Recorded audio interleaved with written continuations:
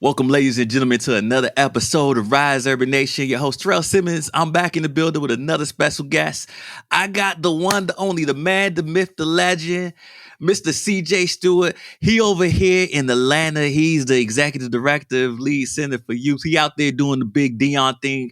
He was Dion, and before Dion, well, we won't go that far, but I'll put y'all in the same vein. How are you doing today, sir? I'm great. I'm excited to be here with you and learn about you and be able to educate you and empower you and your listeners. Yeah, I appreciate that because you doing some big things over there in Atlanta. Now, since I mentioned Dion, what's your thoughts on the what Dion has been able to do, not for just HBCUs, but what he's doing with them young men over there? What's your thoughts? And I know you have some thoughts on that since you kind of doing something similar or something of your own vein like that in Atlanta. Yeah.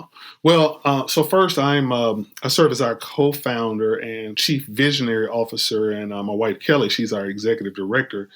And when I think about Oh, D, thank you for correcting me. I don't want the wife to come for me because I I did it wrong. My she well, apologies. My apologies, Kelly. My apologies. well, she has a workload that I don't want, and I don't have the skills or the capacity for it. So. It's a uh-huh. very, very important job, and so I serve as our chief visionary officer. And so, where Kelly spends a lot of her time focusing on our mission, I spend most of my time on our vision. The mission Uh-huh. is the right now, and the vision is in the future. And when I think about uh, head football coach Deion Sanders, I mean, obviously that's the X's and the O's, but I think the thing that is really most impressive to me is him being more of a head culture coach. And so I believe Mm. that coaching is more important than coaching. I'm sorry, yeah, culture is more important than coaching. And so Mm-hmm.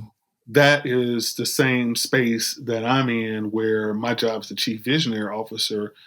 Until we actually create and hire a chief culture officer, that's my job, to be able to do that, to make sure that the Dang. culture is strong, so that all the work that we do can get done. Yeah, I love that. I love that. Now I got a chance to look into you guys a little bit, and you're a sports based youth development and education organization. And I know you partner with different folks like Adidas and local Kroger, Mercedes Benz.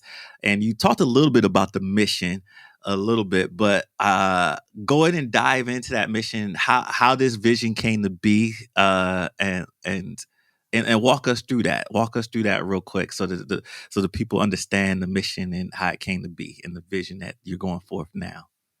Yeah. So the mission for Lead in part is to use the sport of baseball and tennis to help Black boys and Black girls overcome the three curveballs that threaten their success, which is crime, poverty, and racism. And so our Mm, vision is that our lead ambassadors is the highest level of programming, will lead their city of Atlanta to lead the world.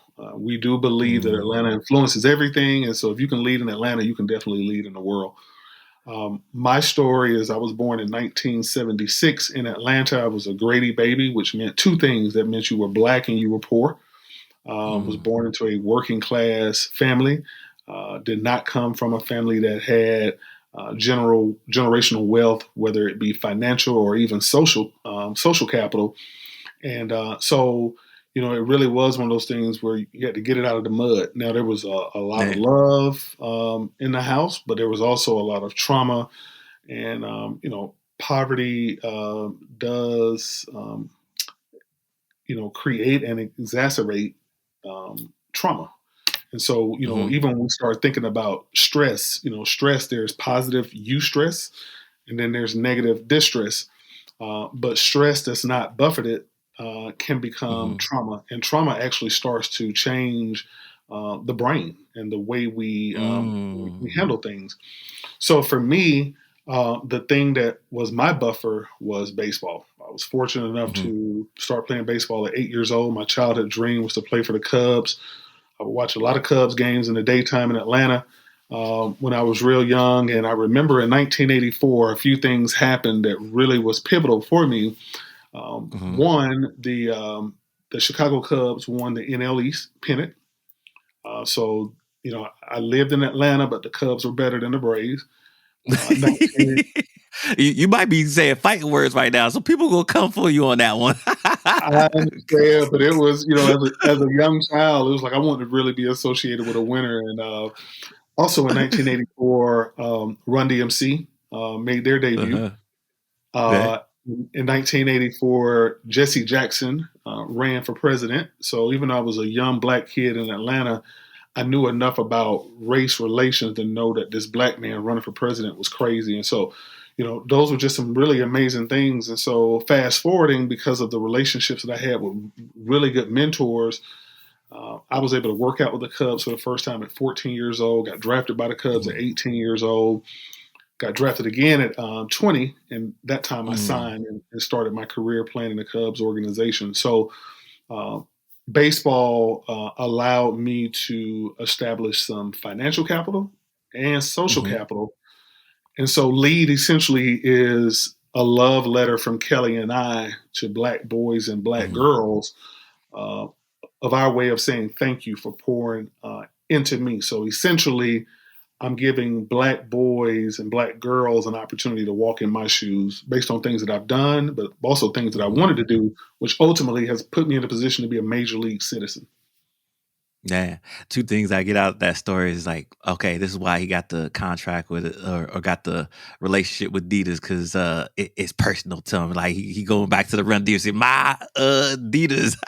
Yep, yep, yep. uh, and I love hearing the journey of your baseball career, because I feel that it resembles your life too, because you got your baseball career out the mud just like you got everything else in life. It wasn't like you came from straight from college on the first wire, the first draft pick. You went in, you tried out, you worked out, and you put in intentionally the hours in, um and then here you are now. And so I think there's a Yeah. story in there too.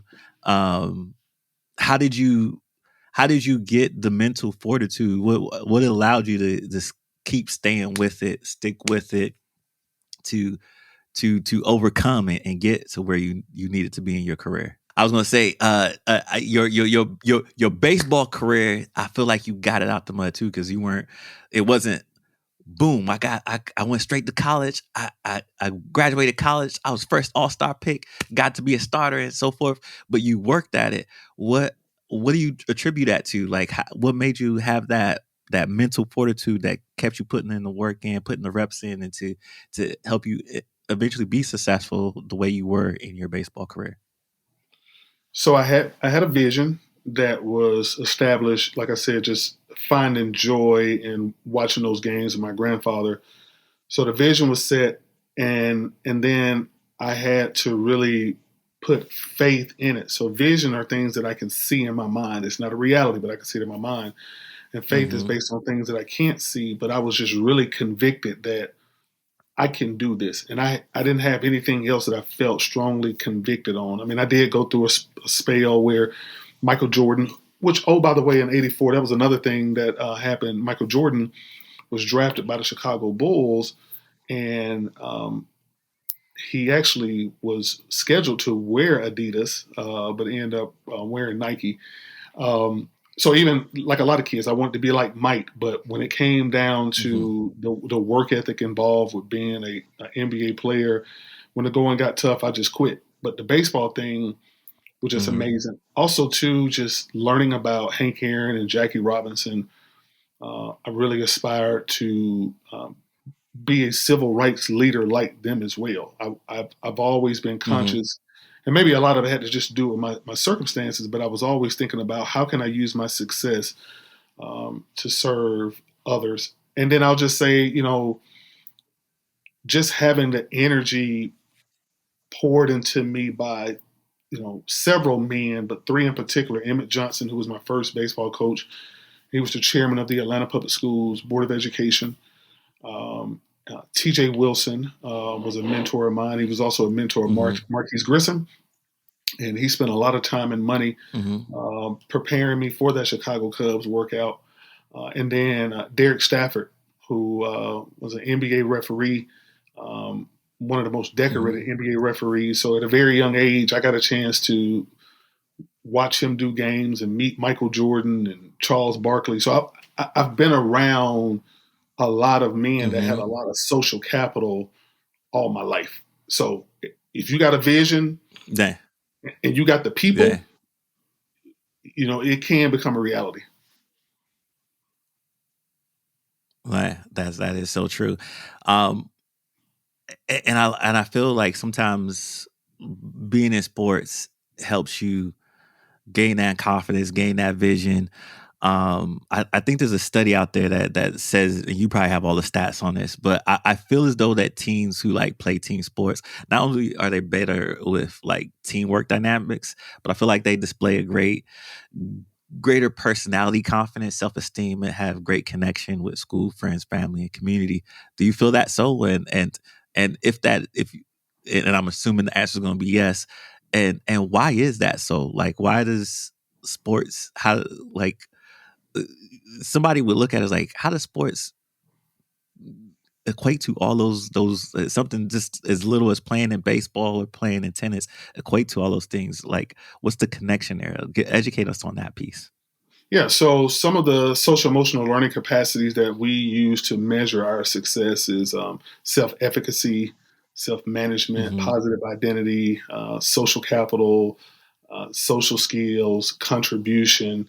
And actually, 92% of the boys in our program have shown gains in at least three of those social emotional learning capacities. And that's very important because we used to measure success based on high school graduation and those things, but Hmm. we aren't a school. We partner with schools. Yeah.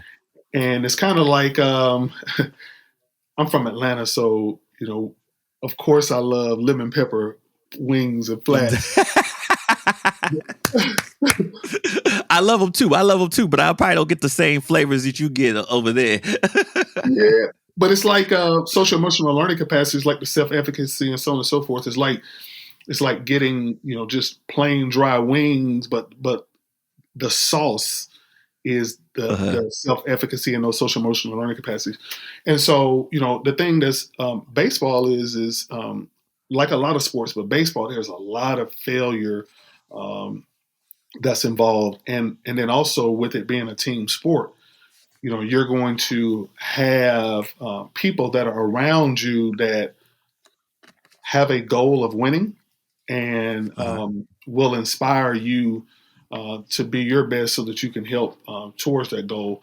And we just really believe that at the end of the day, again, I reference myself as a major league citizen. Playing Major League Baseball is a Nice. great thing, but to be a major Uh-huh. league citizen is to be gainfully employed and civically engaged. And right now in Mm, Atlanta, if you're born in poverty, you have a 4% chance of making it out.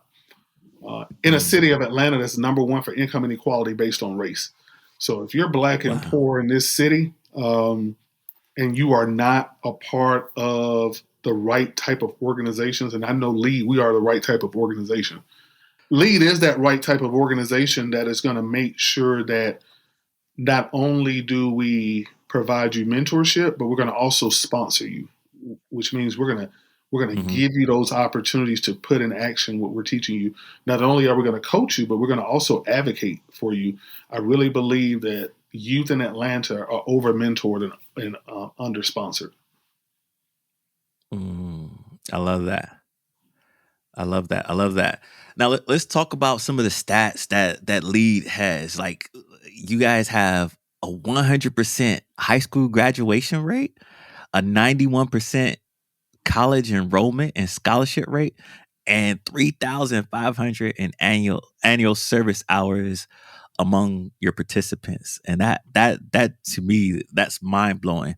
Um, how does that compare with a student who doesn't get involved with lead or isn't involved with sports? How do those stats compare with somebody who doesn't have the opportunity to lead?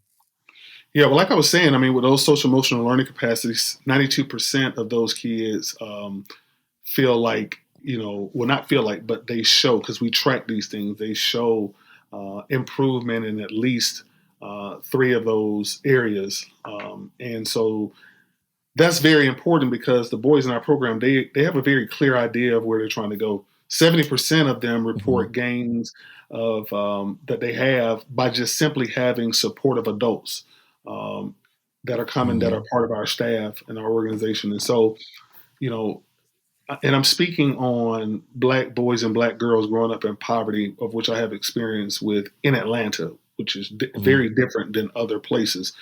Um, Mm-hmm. it's not the same everywhere, um, but a lot of it has to do with social capital. It's about the Mm-hmm. relationships that you're able to develop.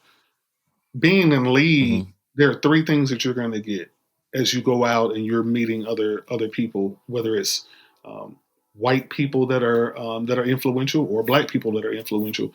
You're going to get the benefit of the doubt. You're going to get respect, Mm-hmm. and you're going to get trust. Those are the things that I consider to be the context. And so Mm-hmm. if you don't get the context right, the content won't matter. So you can show up as a black kid and you can talk and you can be saying the right things, but oftentimes when it comes down to race relations, people are still making judgments of you because you're black. And so if you are black and people have a negative bias towards you and prejudice towards you because of the color of your skin, the next thing they're going to be wanting to Mm-hmm. know is like, who are the people that advocate for you? Well, Lead isn't a household name in Mm. America and not even in Atlanta. But if you know, you know. And so for us, people that know us, the Yeah. boys in our program and girls are going to get the benefit of that respect and trust.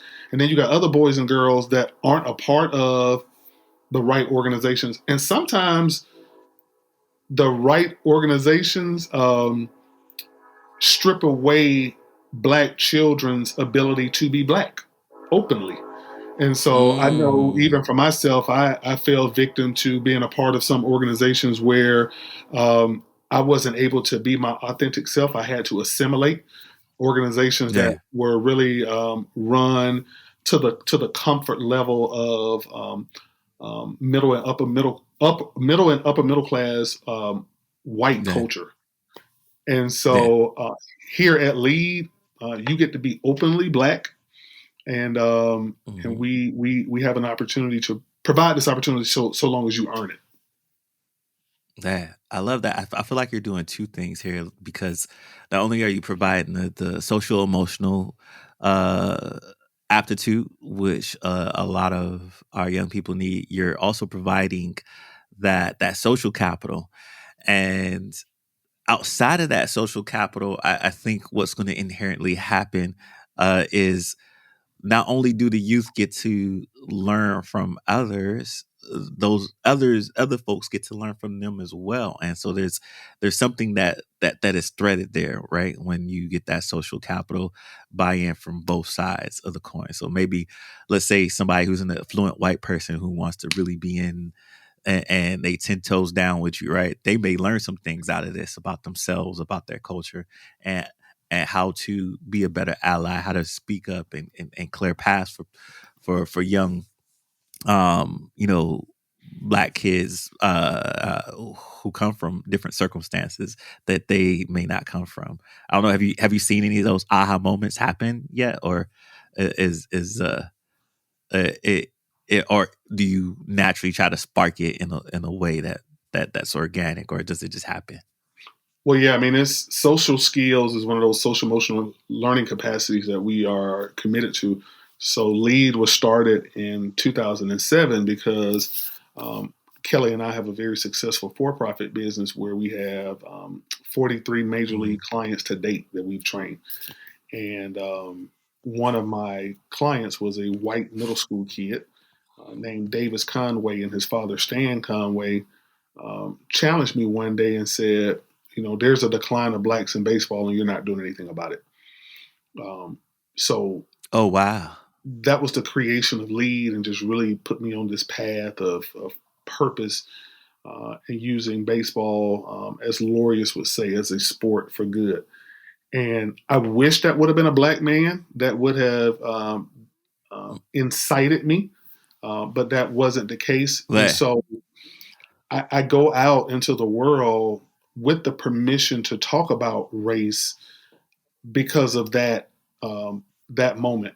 And so then also too, Mm, we we have programming where we have our boys that are prepared, but then to interact with their white peers and also white adults, because hmm for them, even if it's not stated, if you're paying attention in the world, um, to be a black kid is to associate it with things that are negative, um, and under resourced, and then you can easily look on television and see hmm to be white is things that are considered excellent, and properly resourced, Yeah. and that's without even having a conversation. So what we have to do is we have to make sure that we're operating with excellence, which we define as meeting expectations, hmm sometimes even beyond what a hmm lot of our boys would expect, because that's what happened with me with my coaches. They helped me to see like what excellence really is, and then we put it to the test. Yeah. We put them in proximity to their white peers, and one of the things that happens is, even from a baseball standpoint, we spend all of this time getting them ready to play baseball. They're excited to go into the game, and immediately as they look across the field and they see a white opponent, um, that everything that they've worked for mentally and emotionally just starts to leave. And I know that feeling because I felt it.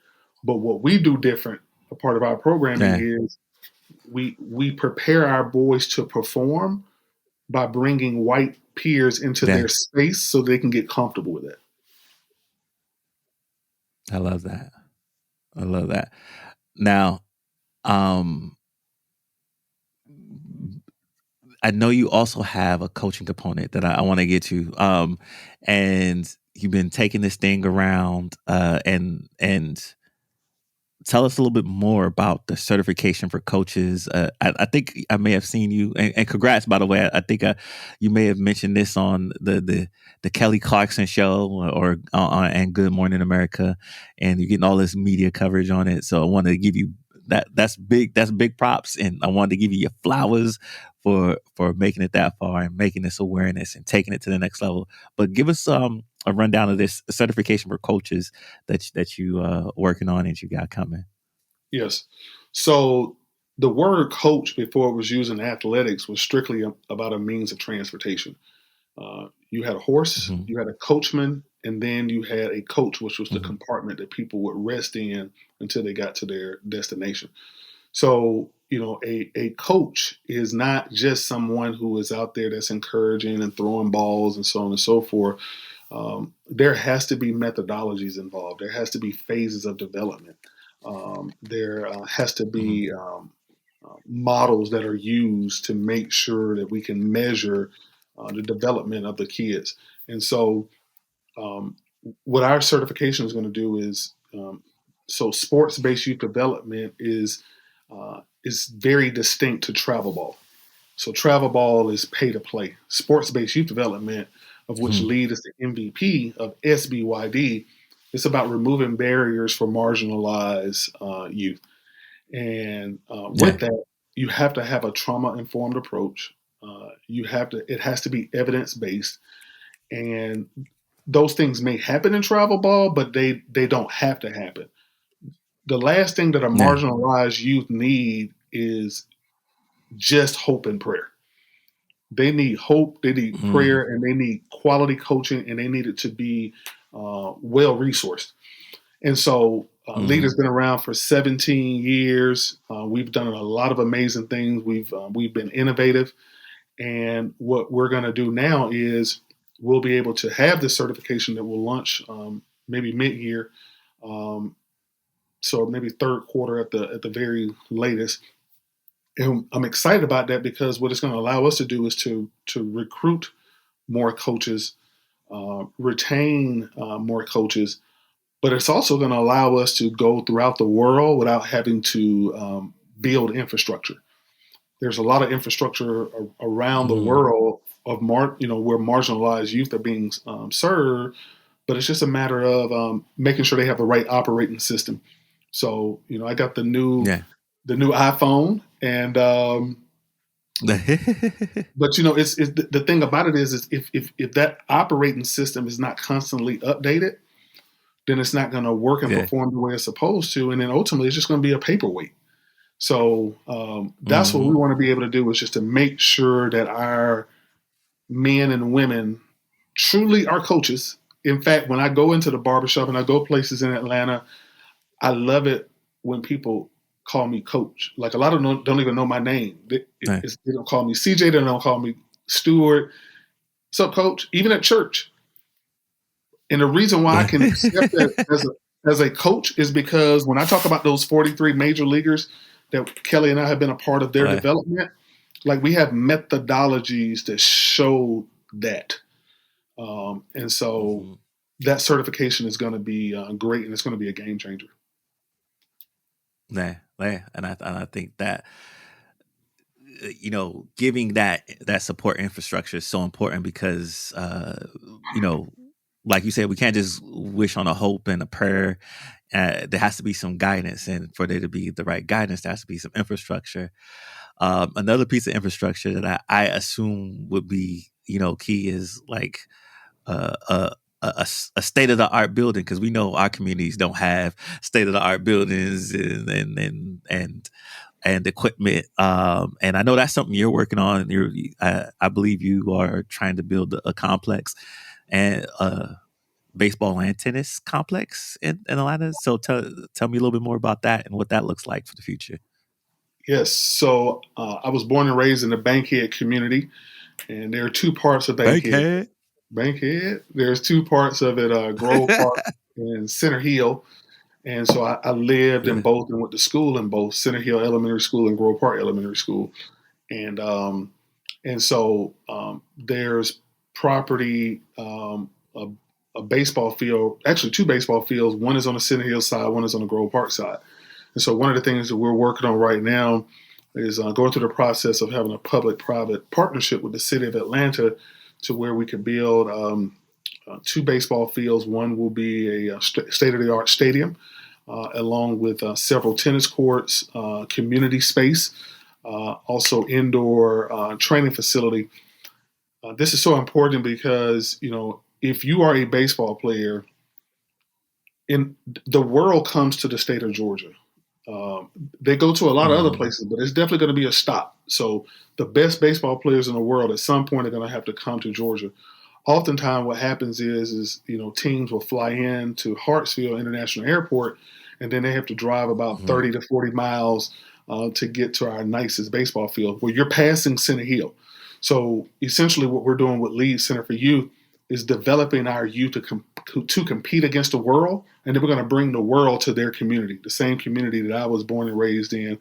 Um, so we're real excited about that. And again, even with the facility, there's a business model that you got to be able to have to support that. One of the things that we do that is very unique and innovative is we actually have black boys that are new to baseball. So imagine a kid that's never played Hmm. baseball in his life, that gets to Yeah. the fourth part of our phases of development, which is the application phase. And now this Yeah. black kid who's a teenager is now coaching white children from the Buckhead community. So he's from Bankhead, but he's coaching kids from the Buckhead community at one of our camps. And so we have kids that come to our current Lead Center for You to get training from the Buckhead community. So Uh-huh. baseball, there's a business behind it, and we know that because the Negro Leagues proved it to us. Just a few things Yeah. even about the Negro Leagues that inspires me. Night games were invented in the Negro Leagues. Um, Catcher's gear was invented in the Negro Leagues. Even Really? also to player movement, as we even look at some of the trades and things that's being done today, all of that was invented in the Negro Leagues. So, the innovation of Uh-huh. the Negro Leagues is one of the things that inspires us. It is one of our core Yeah. beliefs, innovation. So, even when we build this complex, it's not going to be something that's just baseball games and just tennis matches being played. We're going to have black youth gainfully employed that will Yeah. be philanthropists at this moment because they're making money that will be able to take part in this endeavor. That's crazy. I didn't even know all of these things were invented in the Negro Leagues. Like that. I don't think that little piece of nugget you gave me is so important because I don't even think a lot of our folks know that piece of history, and I think that piece of history needs to be told and sold a little bit more so they understand the foundation of what we mean to the sport and why we are so important to the sport. In particular, Um, not only what we mean to the sport, but Kadir Nelson has a book called "We Are the Ship, and All Else Is the Sea." And so, uh, yeah, I love that we title. are the ship. I mean, could you imagine right now trying to play baseball games and not having lights for night games? So that alone proves on two things. One, if we're playing night games, we're playing more Mhm. games, and if we're Yeah, playing more games, we're making more money. So yeah, that is why it was very important to bring in black players into the major leagues, because not only are you bringing in um, really good players, but you're also bringing in the institutional knowledge of how to make this yeah. game better. So we are the ship; all else is the sea. Man. Yes, you are too, Coach. Like, Coach, man, this has been an enlightening episode. I'm a truly honored and privileged. Like, you are Black history in the making. Thank you for everything you do for bringing this back to Buckhead and all those folks over there in Atlanta. Like, I'm up here thinking, I was like, man, because Ti from ain't he from Bankhead? Ti, Killer Mike, yep, Like, all of them Jamal, folks. Jamal I was Lewis. like, yo, I'm gonna put this out the universe. If y'all listen to this episode, however you get it, expeditiously, please reach out to Coach. Let's get some love and some support behind. I know Ti buying buildings out there and putting history out there, so maybe this could be another piece of legacy. I know Killer Mike starting banks and so forth. Let's get the bank behind this. So just throw that out in the universe, and I'm hoping that it receives and sees its way to where it needs to be, so that we can get that support and love behind you. Um, you know, I want to end us off on a good note. Give us any words of wisdom, anything else you want to leave to the people, and where can they find you and support you? Yeah, so our website is leadcenterforyouth.org. I'm on Instagram and very active there. I am CJ Stewart.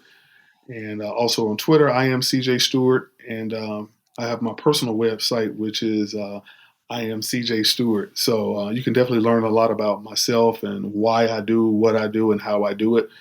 My personal website, as well as Uh-huh. leadcenterforyouth.org. And at the end of the day, why we do this is because we do not believe that Atlanta will ever become a world class city until hundreds of thousands of black boys and black girls, black men and black women are living a sustainable life of significance. I love that. I love that. And for coaches who want to get involved, or parents who want to get their kids in the program, is that the same website they go to get that information? Yep, Lead Center for Youth, and we have a lot of things. Even for kids. Right now, we specifically focus on boys and girls in Atlanta public schools, but we have kids from throughout Metro Atlanta and actually across the state that are able to get coaching from our coaches, and so you can get that information as well. So we're excited, and I think it's opportunities to be even on this platform with you.